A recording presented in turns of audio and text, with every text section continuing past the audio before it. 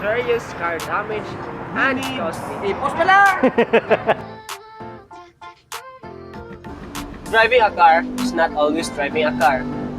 We also need proper maintenance to avoid serious car damage and costly repairs.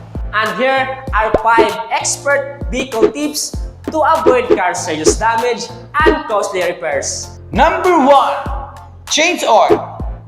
Change oil every 5,000 kilometers ay hindi pampabilis ng sasakyan mo. Pero makaiwas ka naman sa sakit ng ulo pag nasira ang makina mo. Number 2, replace brake fluid. Every 2 years, nakatutulong ang pagpapalit ng brake fluid para maiwasan ang pagpalya ng inyong preno at iwas na din sa disgrasya. Number 3, replace antifreeze. Ang pagpapalit ng antifreeze every 60,000 km ay nakatulong na maiwasan ang pagbuo ng kalawang sa inyong water pump. Number 4, change clutch oil.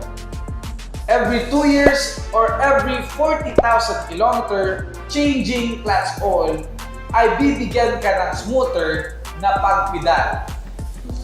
Last but not the least, number 5. Replace power steering oil. For every 2 years, ang pagpapalit ng power steering oil is kagaya din ng clutch oil. Nagbibigay ito ng smooth na pag-maneuver ng iyong sasakyan.